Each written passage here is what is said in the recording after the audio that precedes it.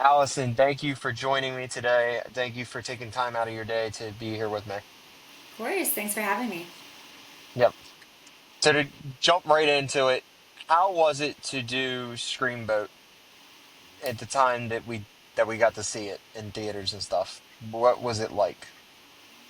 It was a great experience. I loved working with Fuzz on the Lens. They're one of my favorite. There's probably my favorite team right now that I absolutely love working with them. I think Mhm. they're so funny and so interesting, and they have such a great relationship with each other. And the cast was also really fun to work with. I've gotten quite close with a few of my co-stars in that film, and it felt like summer camp in a lot of ways. So I had a blast. That's cool. So what was it like working? You did the movie Stream 2, you did a small role in that. What was that like working with some of the legends that you worked with during that time? Um, Oh, it was. So I worked. Sorry, I think it's a little bit frozen no, you're on good. my end. I don't know if it's me, but I got to work with a few phenomenal actors who are incredible and happen to be just legends in the horror world. Bill Moseley, Terry Kaiser were my scene partners, and it was really inspiring to watch them commit to the roles that they had in such a way that just was really. I mean, as a younger actor coming up, it's reminded me of how to really do the work. And with horror, it's often you're filming against nothing. You're filming against like a tennis ball, so to speak, and Hmm. the monster kind of gets added in later. So you have to really rely on your imagination to work. And sometimes it's easy to you can get a little bit self-conscious sometimes with the cameras. You're like you're supposed to be so vulnerable in horror, and to really sell that emotion of fear. And but your brain is still aware that there's a crew looking at you and Yeah. there's cameras on you. And sometimes with crews, they're like, they're elite and crafty, whatever. They have a job to do. They're not really invested in what you're doing. And that feels almost Mm, weirder than a captive audience watching you. Because like, well, maybe I'm sucking because it just feels weird gotcha. that no one's watching me with rapt attention. But working with these guys that have been around for so long and working, forever, Mhm. and they're able to, like, they're so professional and they're so committed. And Terry had this crazy like electrocution scene, and he just gave it 110%. He gave it his whole heart and had no sense of self, no sense of like ego or just vanity or anything. That was like, he was totally engrossed in what he was doing and what he had to do in that scene, that it was really beautiful to watch. And it was Mhm. just a great reminder of, okay, just let yourself go and really get into it, and don't be afraid of how you're viewed, and ignore that voice that's reminding you that this is a set, and this isn't real. So yeah, they were wonderful to work with, very Yeah, giving yeah. scene partners. That's cool. That's awesome.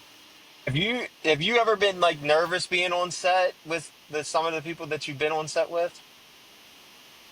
100%. And I always get nervous on set. Even, I mean, I don't. Maybe there will be a time when I don't anymore, but there's always a little bit Mhm. of. And it's even just as simple as like an acting class. Even that is nerve wracking, to get up in front of people and to just make a choice to do something that Yeah. you thought of. You have the text. Oftentimes, especially with films, you don't get a rehearsal. Your rehearsal is very Mhm. limited. And the day that you arrive on set, you have to have come prepared with how you're going to work with the material. And maybe you're meeting your co-star, your scene partner for the first time, and you have made choices, and hopefully you have a collaborative relationship with the director. But it's kind of showtime, and you're expected to come like take one. I mean, that's the goal, right? Is take one year Mhm. off races. So Yeah. it's nerve wracking every single time because the stakes are there for you in the imagined circumstances, but also in reality.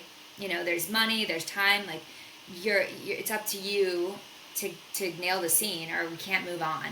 And you know, you want to Yeah. feel like you've done the scene justice. So yeah, absolutely. Especially working with like bigger names or what have you, because you know they're going to bring Mhm. their A game, and you have to sort of really rise to the occasion, and that's very nerve wracking, but it's also extremely exciting, and that's you know the challenge is what makes the job so interesting, and you know it's never the same. So absolutely, and I'll probably always get Mhm. nervous I think regardless of how often I'm on set.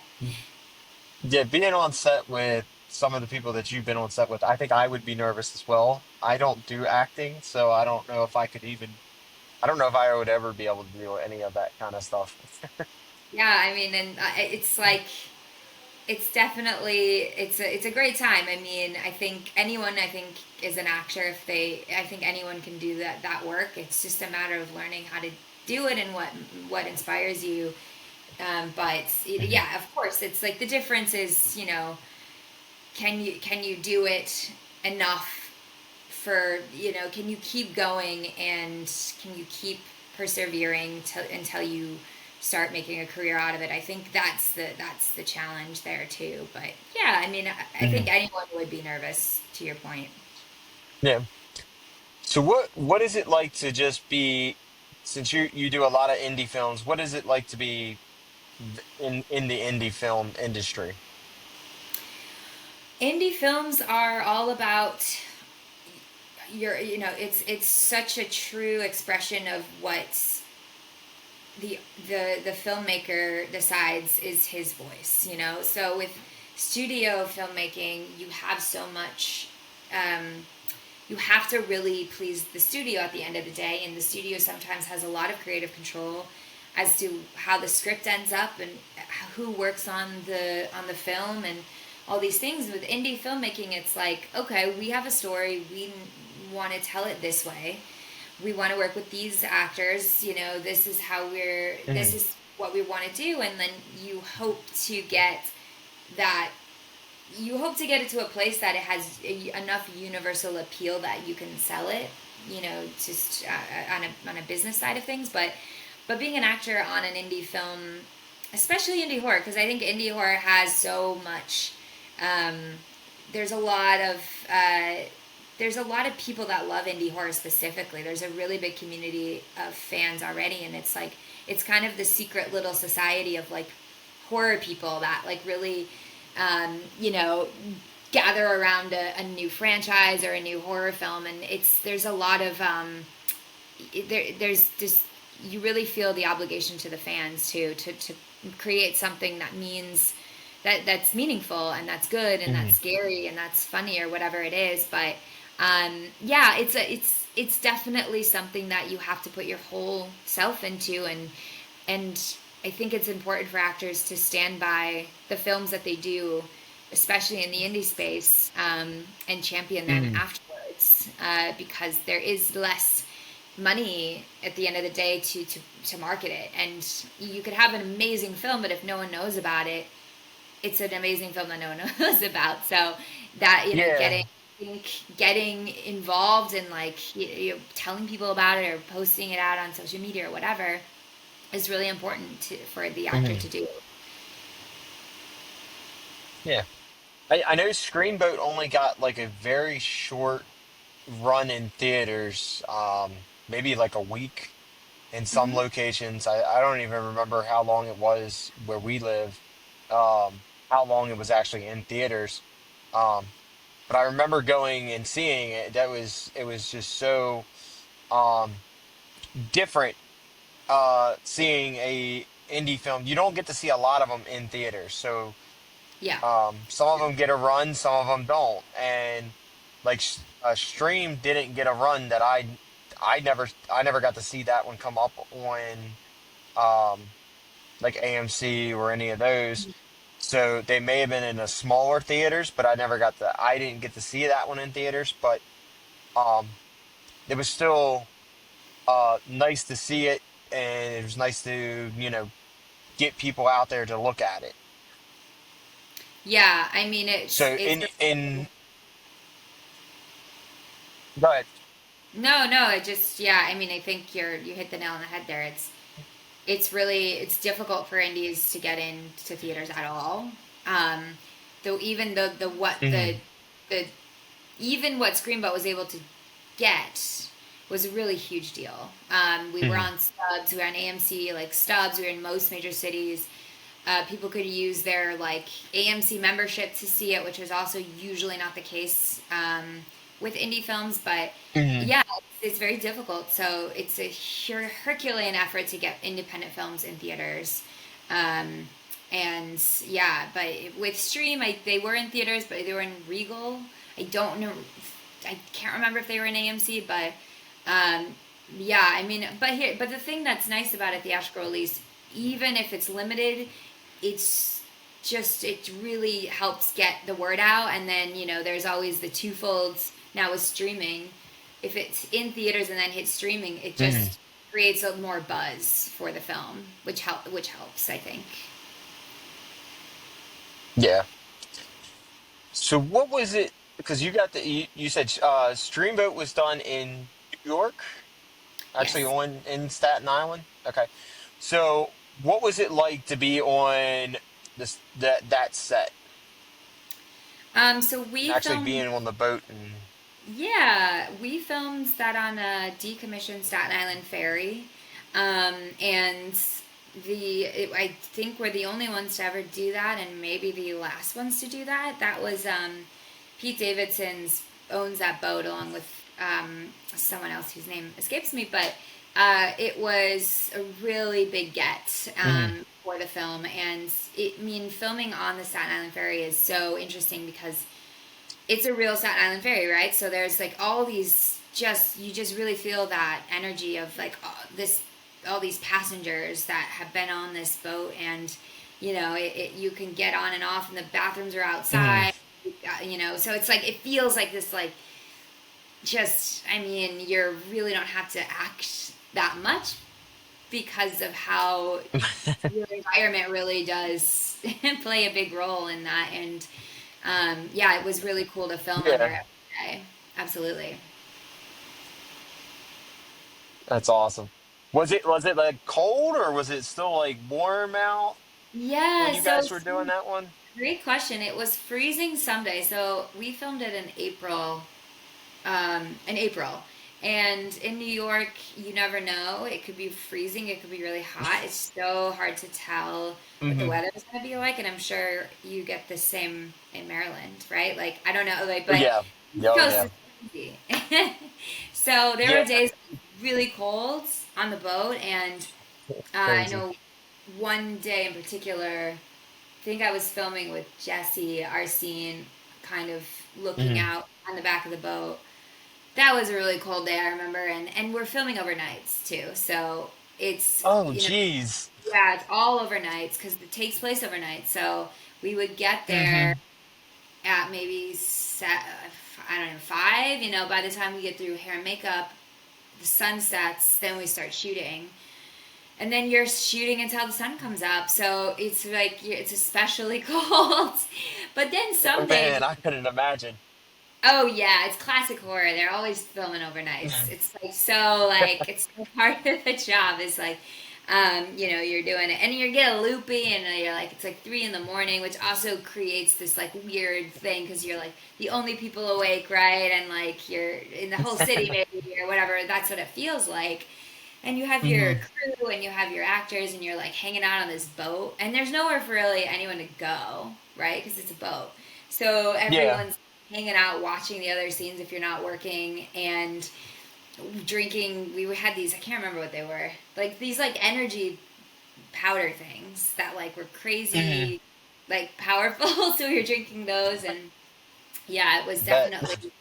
But there was also sometimes when the sun was setting that it Hmm. heat up the boat. Like on one side of the boat, there it was like an oven at around sunset because we would Oh, wow. it was the sun was beating in on one side of the boat, and that's where wardrobe was, and all the like little dressing rooms were built kind of into that side of the boat, and they hung up all these plastic sheets to help the sun keep the sun from like beating in on all the costumes. But it was like, damn, that was hot. Okay. That was hot. And then we would get cold. So yeah, it was a really wild time. It was fun though. I couldn't imagine that. Being overnight in the freezing cold and then Yeah. being in the warm sun some days, and I couldn't imagine it. Yeah, here in Yeah. Maryland, it's the same way. It's like up and down. It's like days now are like it's cool, and then there's some days that it's like real warm, and then there's days that it's like completely cold. You just wear a hoodie or something to stay warm. hmm Yeah, But it was certainly an experience, but it was a lot of fun. And filming on location like that is always, I think, more interesting than filming in a studio because of the elements and because of what yeah, you're dealing with, and it really does add to that performance, I think. hmm that's cool.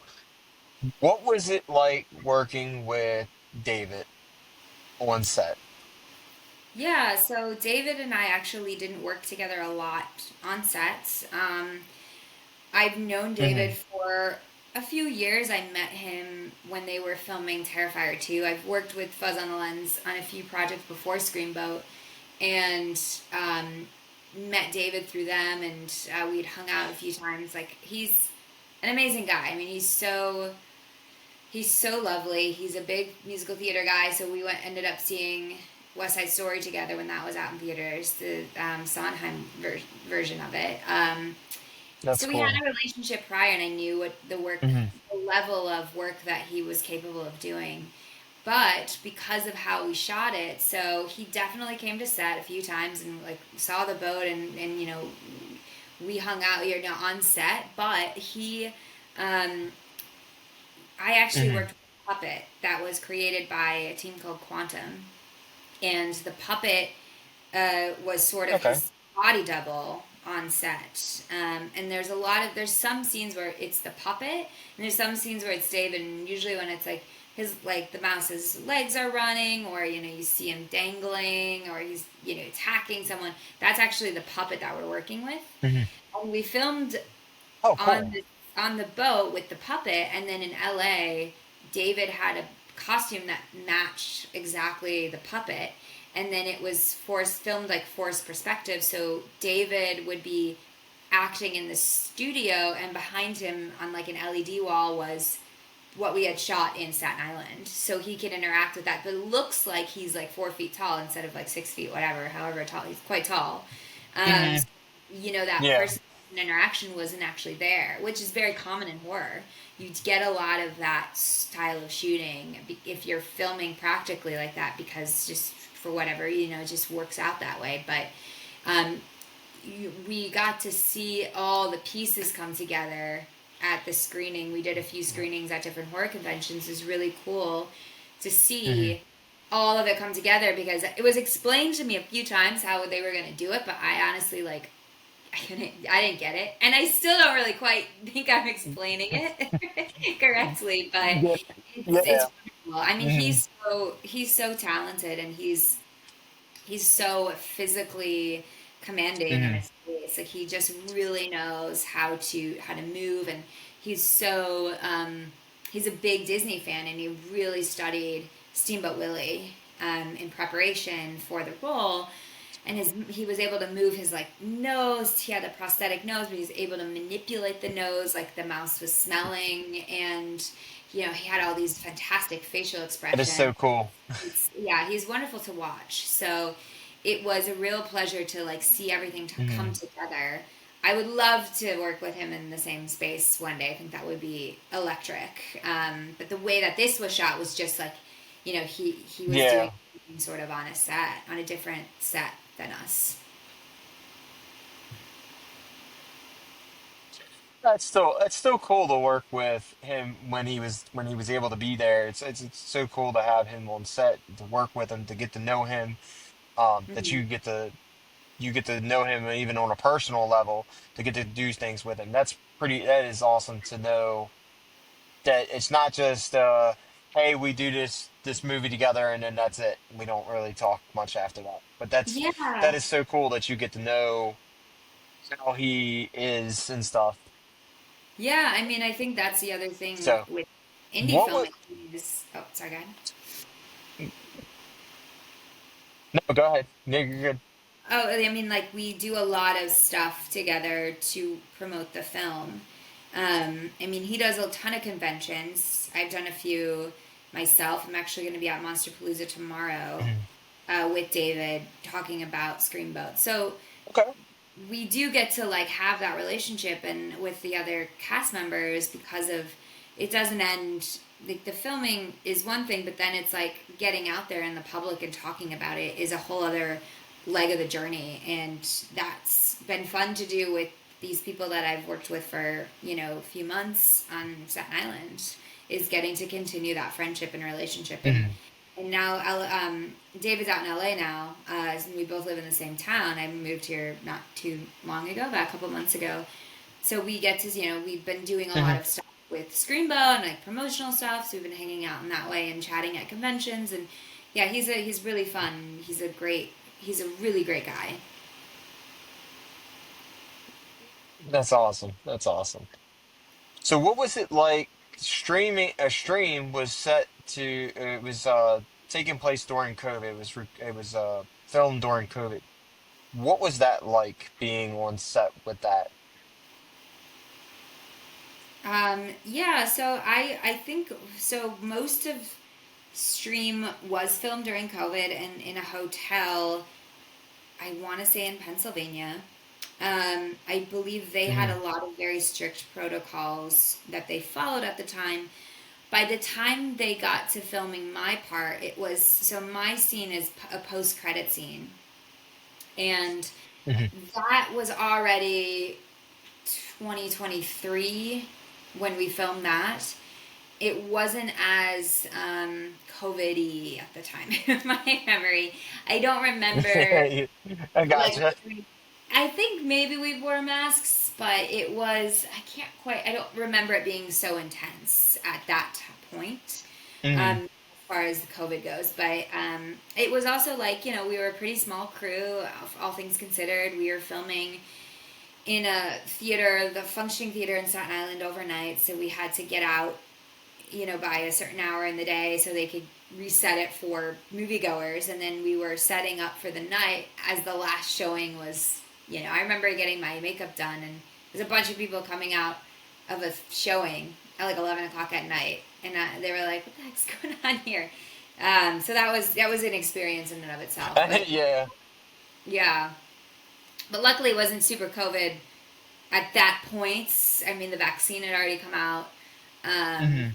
and we may have tested for COVID, but I can't remember at this time. But I do remember doing some things in a very COVID day, like early COVID days, like 2020, and that being such a Mm. pain.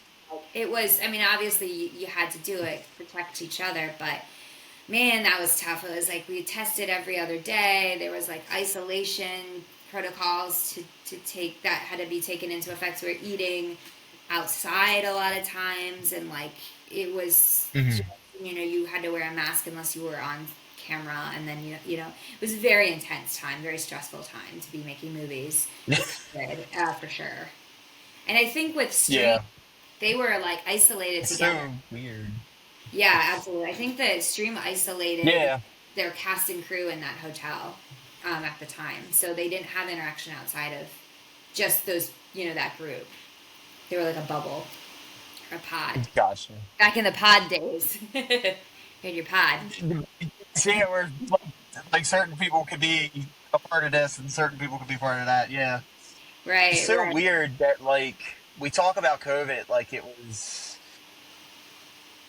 just yesterday and it seems like it was. And it seems like yesterday was like the darkest times of being filmmakers or being actors and everything. It was so hard to do anything.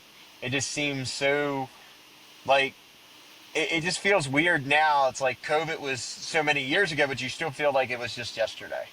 Yeah, and it's changed things in the film world um, Hmm. irreversibly. Like actors now submit auditions over, we call them self tapes. So we are rarely seen in person anymore, at least at first.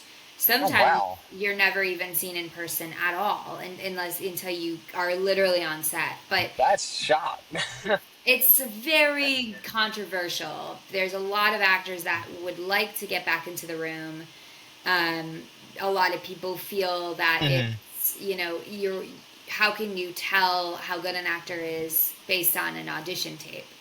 There's so much that happens in the room. Yeah. But the benefit of it is you can be an actor living anywhere in the world and audition for something in LA or whatever and be considered for that role. So I mean, however you look at it, there's costs and benefits of it.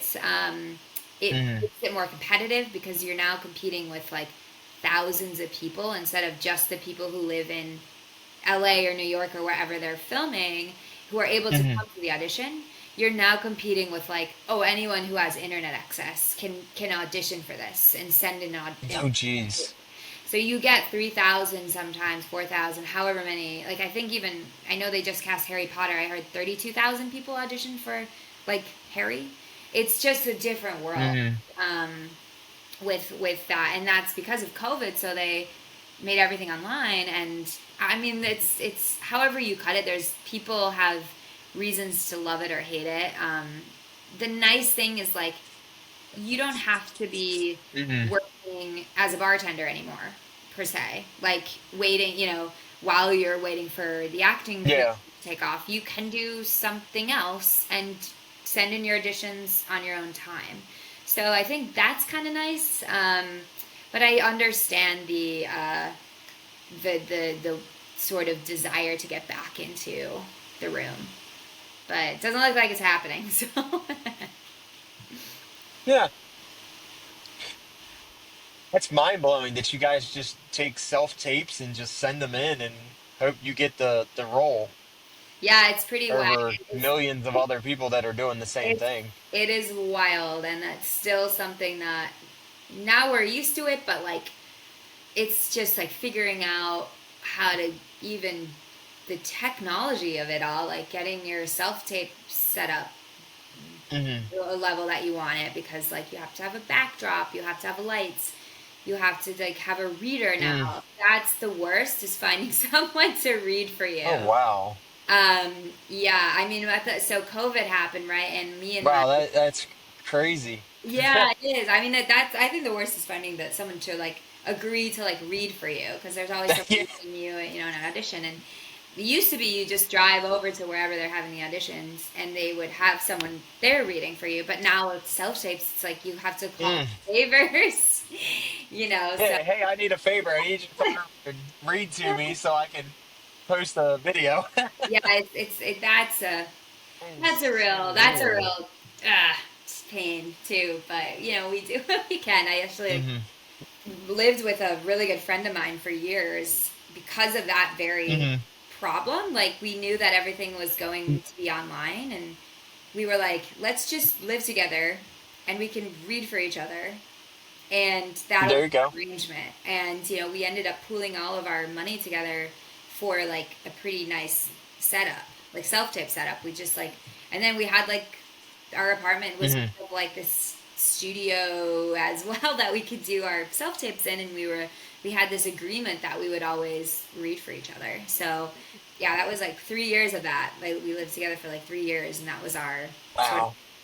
you know that was our That is so cool that you could have somebody do like you guys work out an agreement that this person was an actor, you're an actor. Hey, you read for me, I read for you, and we yeah. can send ourselves tapes in.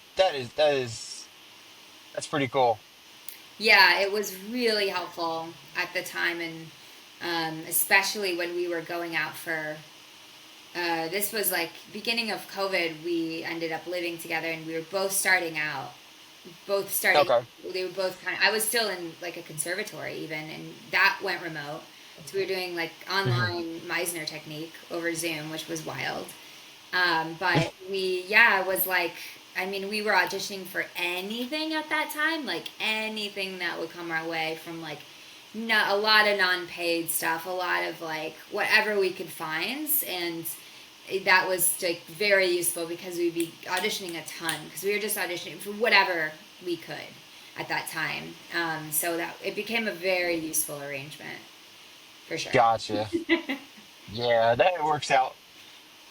So, is there any movie? These are questions that we usually ask everybody. Mhm. Is there any movie out there that you would love to remake or be a part of to be in it?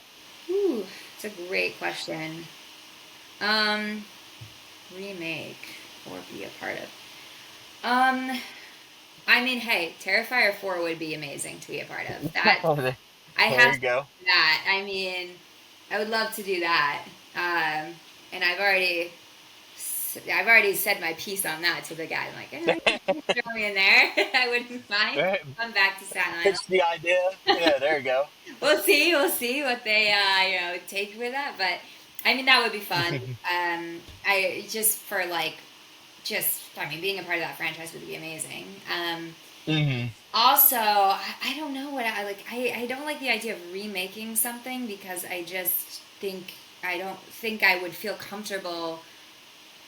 I would be like comparing myself to whoever did it first. I think, Hmm. and that would be tough. But yeah, I mean, I don't know. Like, I think it would be fun to do something along the lines of like a Misery, like Okay. Bates. Yeah, I love that role. I think she's phenomenal in it, and I love her Hmm. story. She was Oh really yeah. struggling. I wouldn't say struggling, but she was just kind of like, a working actor doing her thing, and then boom, Misery, and then everyone was like, Yeah. "This woman is awesome," Yeah. and Yeah. on the Oscar for it. I mean, that's such a cool thing, especially an older act. I don't want to say older actor, but like she was not 21 when she did Misery, and that is rare Yeah. to see that with like you get discovering people when they're a little bit older. I think is so rare in this industry and so important. Hmm. There's so much more interesting roles for like older people that are not 25, in my opinion. I think there's so much more life. There's so much more to tell with those stories. That's why I love like Hmm. Hereditary is one of my favorite horror films. It's so Yeah. good. Like, it doesn't really have the traditional mold of like the final girl who's, Oh yeah. Yeah. 20 some year old whatever, and then, the monster tries to kill it. It breaks the mold in that way, and it's about grief and Yeah. about real drama within a family, and Tony Collette's just a Oh yeah. force. So yeah, I know that's a kind of a long answer, but yeah, I mean, I would love to like get my hands on a script that is just juicy like that, and like with an actress that's kind of like a Misery. I think that would be awesome. Yeah. That would be awesome to see you in something like that. And to see you, when I first seen Screamboat was fantastic. By the way, your acting in that movie was fantastic. Um, we I loved the movie. The movie was great. I didn't see any kind of major issues with it. What was it like to be now that Screamboat or the um the character is in public domain? What is that like Mm. to be a part of a public domain movie now? I mean, it's early days. I will say that. Like, I think, um, there's still so many people that haven't seen it yet because of it hasn't even hit streaming yet, really, and you can Hmm. buy it, Yeah. but or rent it or whatever for like $20. But I think especially when it hits like one of the big streaming sites. I can't remember if it's. I don't even know which one it's going to be on. I don't know if they know either yet, but I think that'll be really interesting because there's a lot of people that are so curious, like morbidly curious about how, Yeah. and they didn't get a chance to see it in theaters. I think that'll be really interesting to see. But it's like it's fun to be a part of something like that. It's I think this one also like is a little it's done in a really fun way. It's not like I mean there's a lot of criticism about against this type of filmmaking out there, right? There's a Hmm. lot of people that think it's a cheap way to make money. You really don't think knowing Stephen Lamorte, knowing his passion for storytelling. I That's just not true about Screamboat. It's a very it's definitely it's not disrespectful in any way to Disney in my opinion. I think it's a really Hmm. cool homage. It's for Disney fans as much as it's for horror fans. It's Oh supposed yeah. to be like, it's supposed to honor the fandom in that way. And I think it's as funny and cool, and like the Easter eggs are everywhere. There's even one that Hmm. I didn't even realize was an when I'm hanging off the edge of the boat. It took me like Hmm. a year to realize that was a Mufasa Lion King thing, and I like was in a Oh Q&A. really? Yes, I didn't realize it. I never pictured that either. All right. I know, and I was in a Q&A, and I was like literally sitting there. I was like, the question was, "What is your favorite Easter egg in there, or Disney reference?" And I was like, "Wait a second, is that a Lion King reference?" And it Oh took wow. me like a year to figure that out. So there's a ton of that, and it's just it's a fun movie. And Steven is he's always wanted to make something on Staten Island Ferry. It's his home Hmm. base is Staten Island. The he's the Staten Island Ferry specifically to him has always been very intriguing. So this when when Steamboat Willie, because not Mickey Mouse is not quite the same as Steamboat Willie, but when Steamboat Willie, Steamboat. Yeah. yeah, became public domain, he kind of put two and two together with that because it's a steamboat. Like the Staten Island used to run on steam, as we talk about in the film. It kind of is like Hmm. it's already a story that he wanted to tell, and it just sort of worked out really well. And yeah, I think that being a part of something like this is it's just a lot of fun. I mean, people, it gets your attention regardless if you're what and however you feel Yeah. about public domain horror films. People, Hmm. we have their attention. They're curious about seeing it. So that's fun, and that's hard. Uh, So many horror movies get made, and it's like yeah. because of what we're doing, it is. I think it's on people's radar a little bit more than other independent Hmm. films, and that's a really unique, experience, and I'm grateful for that. So, yeah, I mean, it's so much. It's just a fun film, and if you go into it knowing you're gonna have fun and it's silly, then I think that's the key. Like you have to go into it knowing you're gonna have fun with it, with the material, with the film. That's awesome. I, uh, I thank you for being on with us today. I appreciate you being here. Is there anywhere that fans can find you on social media or any uh, location like that? Yeah, I'm on Instagram primarily. I have a TikTok, never posted on it. I'm trying to Not a lot of people do. I'm trying to be like, I post something. I don't know. But I am very active on Instagram, and it's just my name. So Allison, Allison Pittel, Pittel. That's my handle, and yeah. So I'm very active on there. So you can check me out on that site.